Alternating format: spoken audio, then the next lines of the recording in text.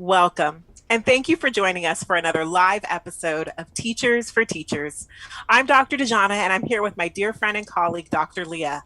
Hello, Dr. Dejana. Hi, everybody. And I am so jealous that you are actually there in that incredible background. I am here in my own little office, but really happy to join you. And I'm really excited about our guest today. Marry Hewitt has been a part of the LA scene for kids and after school boys and girls clubs for a while now. I've met her a few times and we've had several opportunities to work together. And I think that she's just going to bring such a refreshing bit to our conversation. So Dejana, why don't you go ahead and introduce her?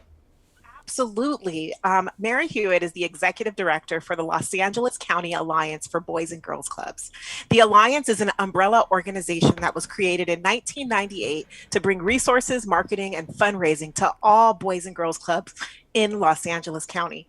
Serves over 130,000 youth between the ages of 6 and 18. I mean, I can't, that number is hitting me pretty hard there. This is unified and collaborate and a unified and collaborative force representing all clubs with the purpose of securing arts programs, financial support, and other efforts of individual clubs that increase their impact and reach in their communities. This is like a legit situation. We are so happy to have Marry here because she's in charge of this organization that reaches so many of our local Los Angeles youth. 100%. But before we get into our conversation and we can discuss things like education and youth programs with Marry, I want to also introduce our panel. Dr. Mark Riddle, say hello, please. Here with feline audience Abby today. Right, we've got Dr. Riddle with Abby, and he's joining us from Hogwarts. Dr. Riddle has a degree in music theology and sociology and works at West Coast University. This should be a really cool conversation for all of us because we're all local in Los Angeles, and a lot of the work you do directly impacts the youth that we work hard to support. So, Leah, let's have at it. Why don't we start this conversation? Yeah, Marry, let's say hi to the group, and I have some questions for you. But first of all, you talk to us a little bit about what your role is and how the kids are managing through this year. Sure. Thanks for having me, and hello, everyone. The 20 clubs in LA County, and as Dr. Figueroa mentioned, we have 138 sites throughout LA County. So imagine 88 cities and 100 unincorporated cities. We have a very good span of impact throughout LA County. The role of the executive director of the Los Angeles County Alliance is really to augment and highlight, underscore the phenomenal work that the clubs do with all of their programs and the special sauce, which is the staff, and the opportunity for youth to have access to probably programs that they don't have at school. We know they don't have them at school anymore. Some of them are the health and fitness, the music, arts, drama, the broadcasting. And then also they have power hour after school every day, which is homework, helping with homework, having tutors and mentors. And then also all of the clubs have incredible programs ranging from San Fernando Valley, which is horseback riding, and the STEM programs in Antelope Valley.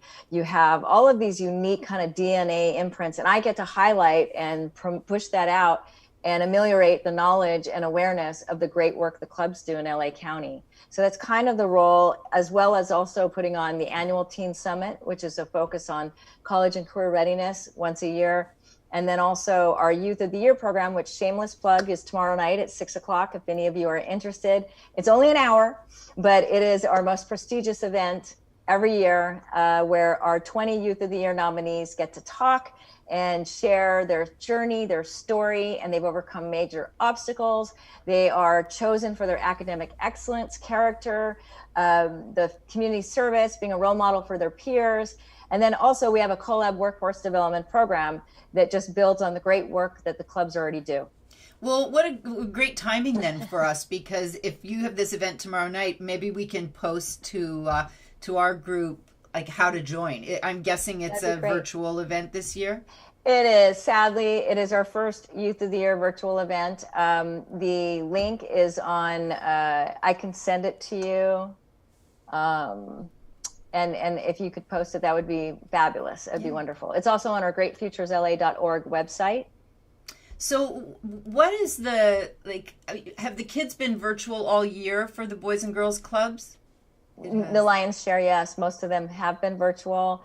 We've had a few clubs that were open the entire time to provide childcare and programming and e-learning for first responders and healthcare providers. And the majority of the clubs have a hybrid, even some in the clubs, and the majority still doing distance learning. Do you have go ahead, Dejana. I was like, that's a lot. After you talk to us a little bit about what you do, I kind of think of you as the chief storyteller, right? Like you're telling the story of all these amazing people doing the work, these amazing kids, and the impact they're having on the community. And I wanted to ask you, what does the story look like today? Because we just experienced a very unique, challenging year, and the storytelling is important. So are there some highlights that have emerged in your work thus far while the clubs have been dealing with the impact of COVID-19 on the communities? Absolutely. And our clubs have really stepped up. You asked earlier, Dr. Haynes, about the kids' mental state. All of our clubs offer social and emotional wellness to some degree. Mental health has become first and foremost a focus to help our youth overcome these challenging times. Even right now, as we speak, we're not sure about whether schools are open or closed. There's 81 school districts in LA County, and the majority are at LAUSD, but we're still not sure what that looks like and the commitment by the youth to go to school.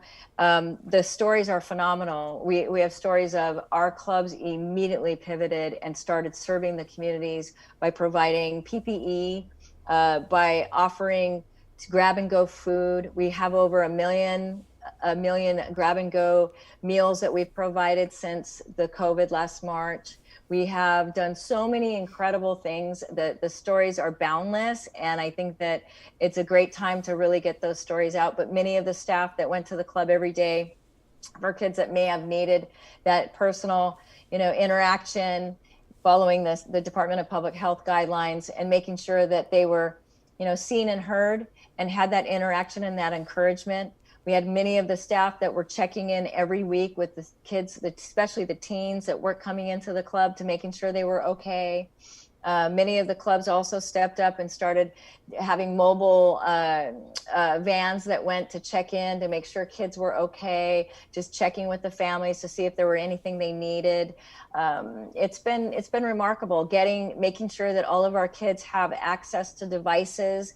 That was really important, working with all these different partners to make sure they have hotspots, because you have one family of 7 maybe using 1 laptop or 3 laptops, and not having that hotspot and Wi-Fi access is paramount to knowing what's happening in the world and opportunity to learn and continue to grow. And so there's a lot of stories. Our clubs could not have done more, I believe, since when COVID hit, even up to now. There's no way we could have done more than what we've done. I love that. Thank you so much for sharing. I just feel like it's important that we share those stories, because even in the darkest and most challenging times, we kind of see the greatness come out of us, right?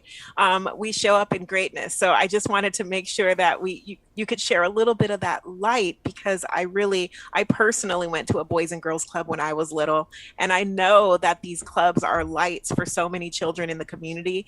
And even in these strange times, the clubs were able to step up. So thank you for sharing, Mary.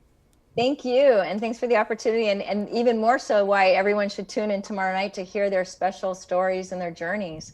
They are a little different this year because of COVID, because of the added challenge. I mean, imagine our kids who are, I call them high potential, low resource, are every day struggling. They don't have the structure of school. Their parents may not have the emphasis on education that the clubs do even. And so suddenly they're thrust into this abyss of uncertainty, and they're not with their friends. They don't get to see people. They're not interacting, and they need those mobile devices. They need that staff to check in on them, to make sure they're okay, help them with any kind of tutoring or special programs. So yeah, now more than ever, it's changed, it's different. It's an opportunity for the clubs to reimagine, maybe reimagine and reframe Boys and Girls Clubs as we were, as to what we will become. What are the ideas now when you go back into the in-person? Are you making changes so that, like, are you going to be able to do a hybrid where you have both kids in the classroom and kids at home?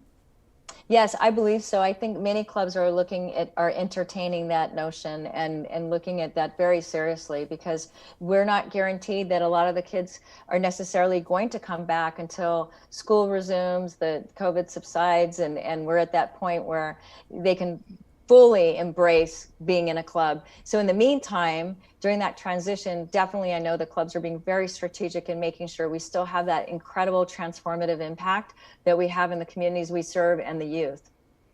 I'm curious, in response to Dr. Figueroa's questions, it sounded as if your staff really had to step up its support game considerably, right? I mean, the kids aren't just wandering in and you're making contact, right? There's a very deliberate kind of approach that has to be taken. I'm wondering, did the organization step up its support of the support staff during this time too, find ways to make sure that they were in community and getting the kind of emotional support that they needed as well? Very much so, yes. And we even had every 2 weeks, we had we had calls with all of the club CEOs and some from the national organization, Boys and Girls Club of America, to check in, share best practices. How can we get access to resources to help the communities we serve, the families we serve? How can we make sure they're okay? What can we do even better if kids are in the clubs? That was a big part of it. And I think that communication was key in making sure that everybody was learning from each other as things were rapid response. And now we're in this kind of post-response, post-recovery phase. It's also going to change the clubs, and I think that remains to be seen, but we'll always have the phenomenal programs the clubs offer. They're always going to have great staff and that great interaction with the youth, but it might just look a little different a year from now. Who knows? Just maybe still more of a hybrid for kids that don't have access to transportation to get to the clubs. Maybe it'll be like a virtual day instead of who knows? But I know that they're examining and really looking at all of these things. Great, thanks.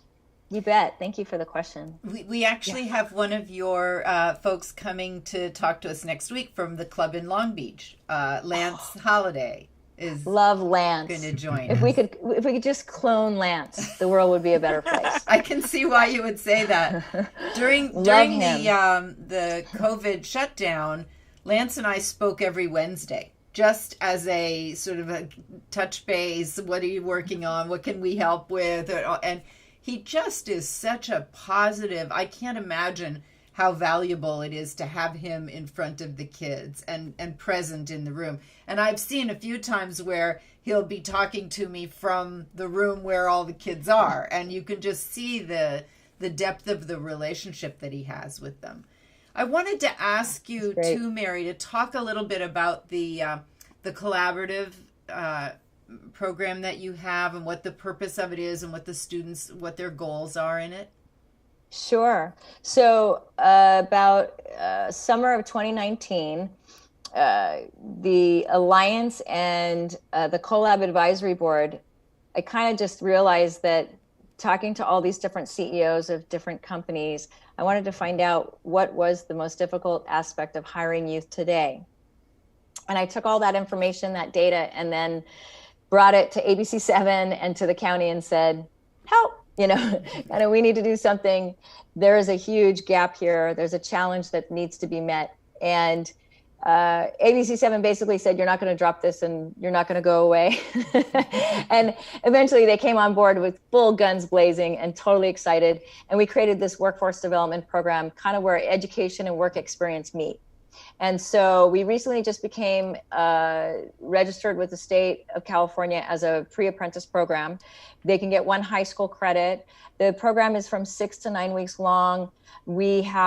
It's about 100 to 125 hours of online curriculum, master's class.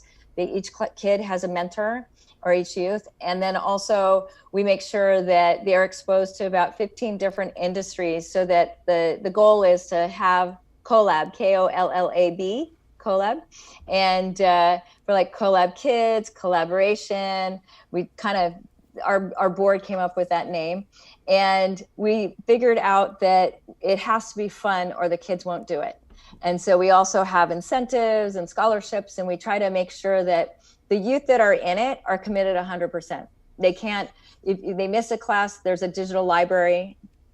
See the library reference there, Harry Potter.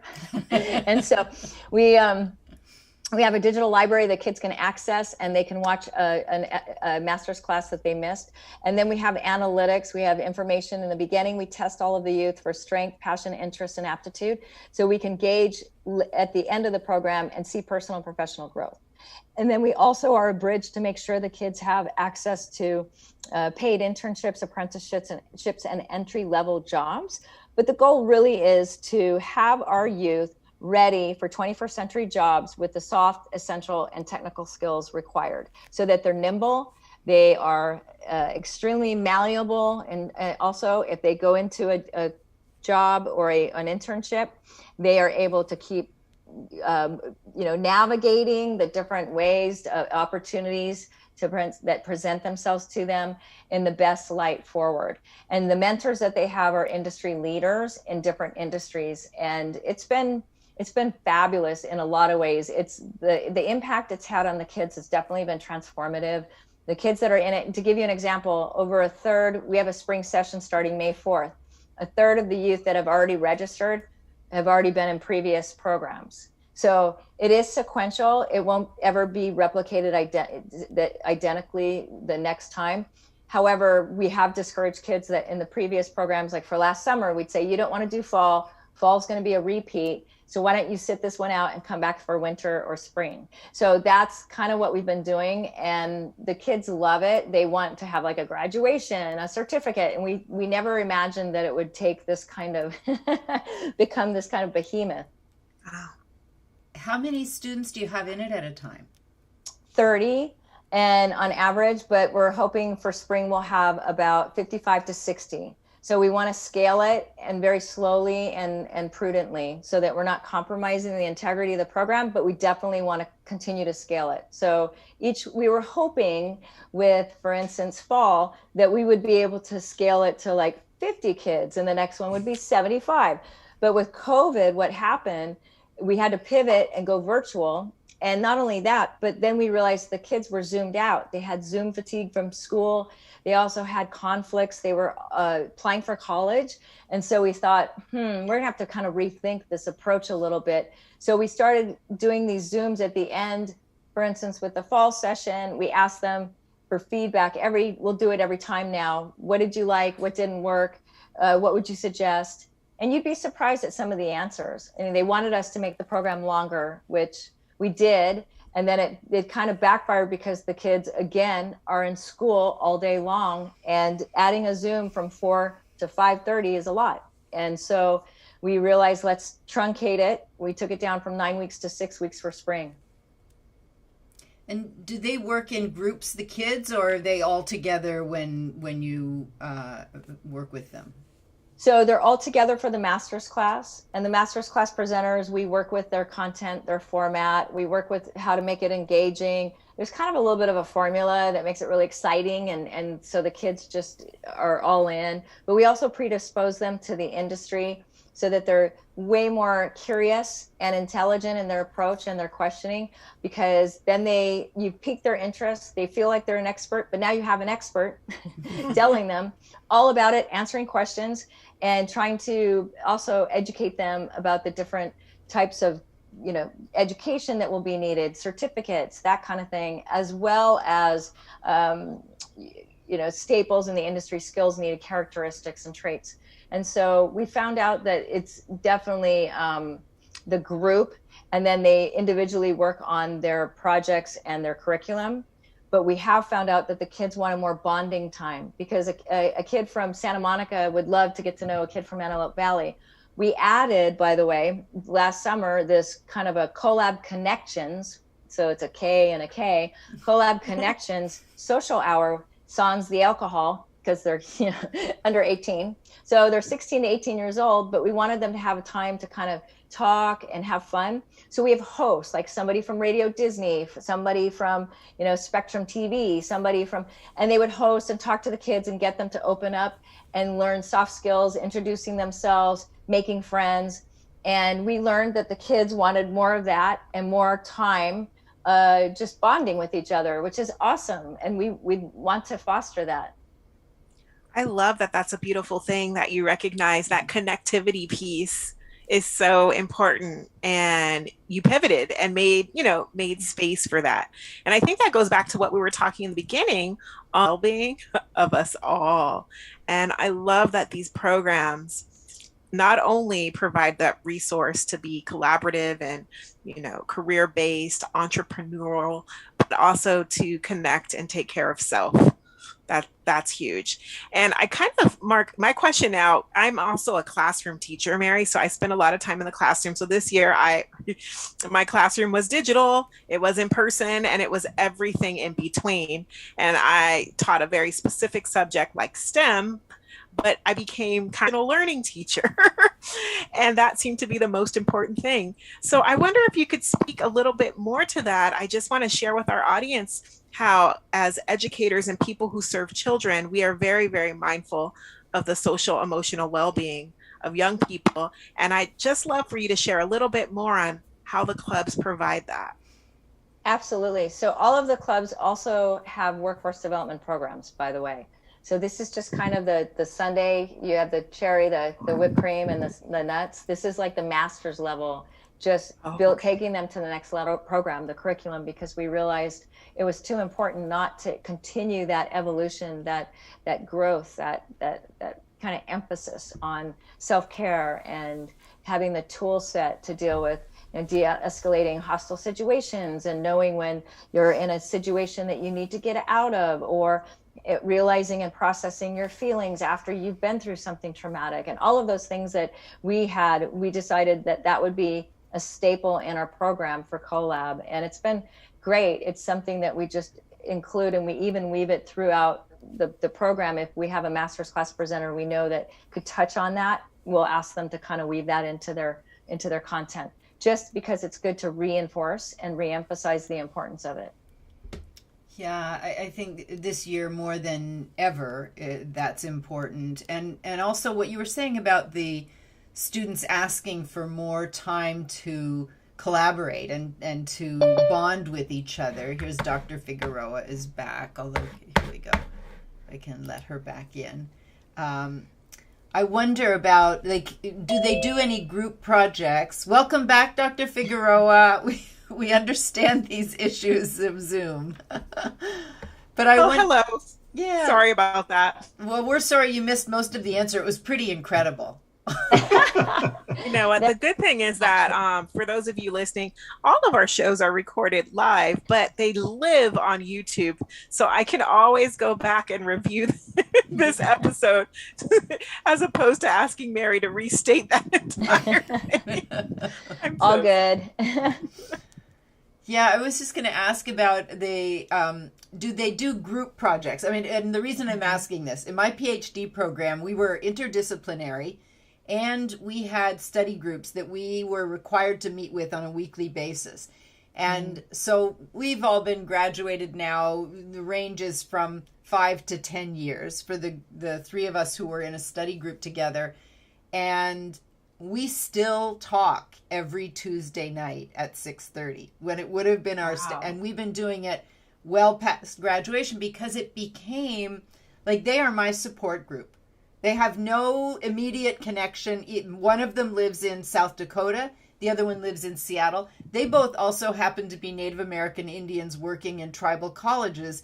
So for me, the richness of that relationship and the experience that I get to hear from them has been so wonderful. And I just really encourage any group that has the opportunity to put kids into smaller, because also as a professor, I noticed that in a small group, the quieter students would take part in the conversation. And then when it was time to come back to the large group share, it was always the same sort of extroverts in each group that would be willing to share back, but at least those quieter students got a chance to be engaged in the conversation. So I wondered if your students have any chance to do that sort of small group bonding.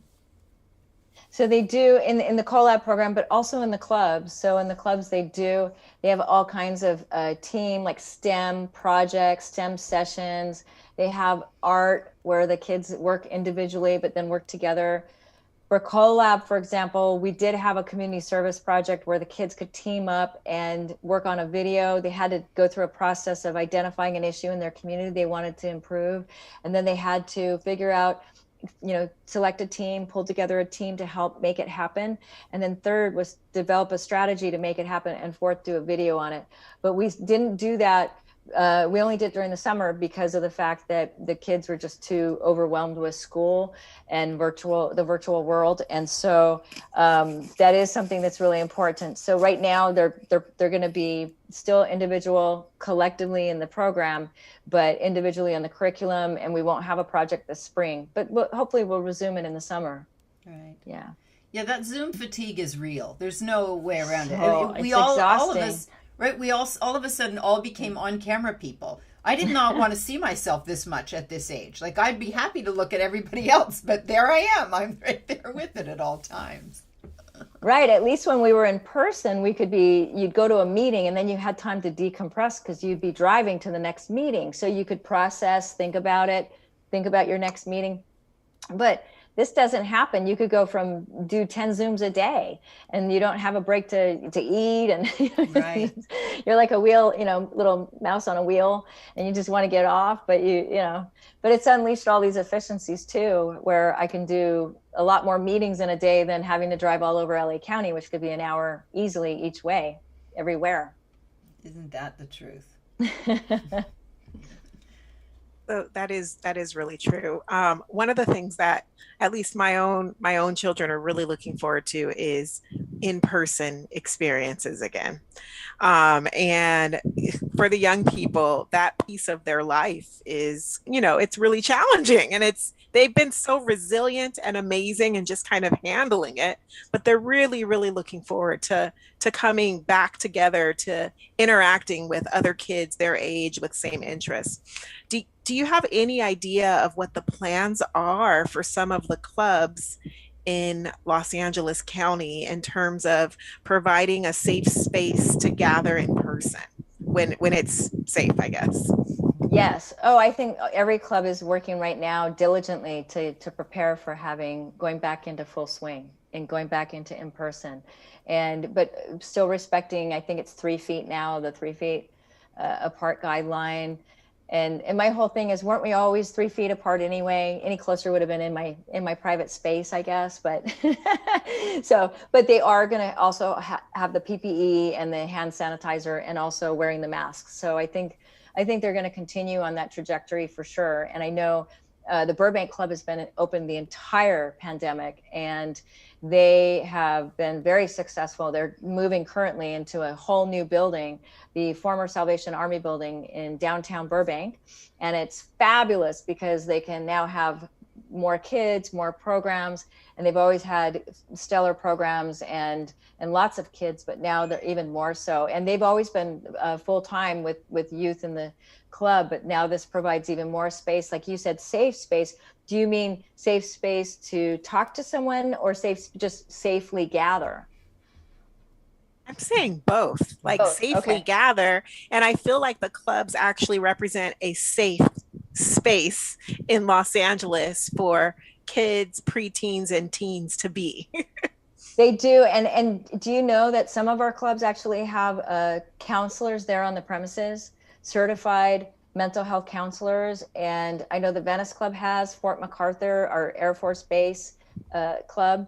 And I know that quite a few of them have certified counselors on the premises all the time, are always talking about social and emotional wellness.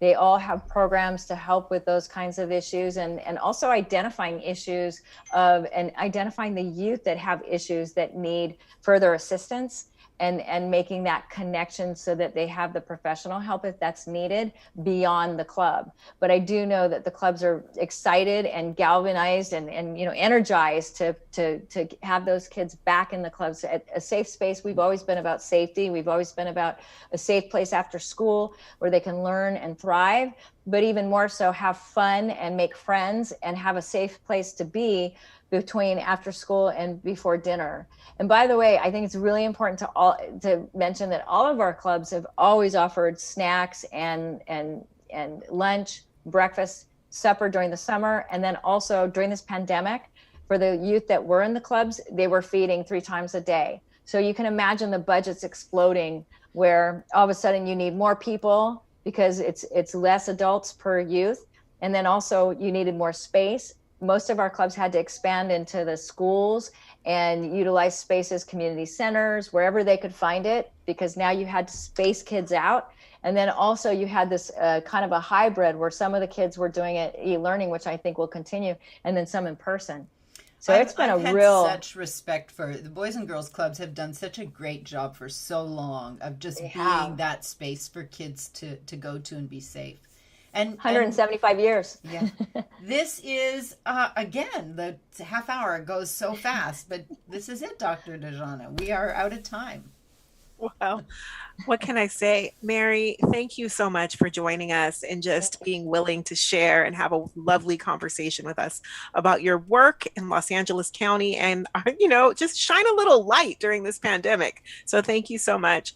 Dr. Mark Riddle, thank you again for being a part of our panel.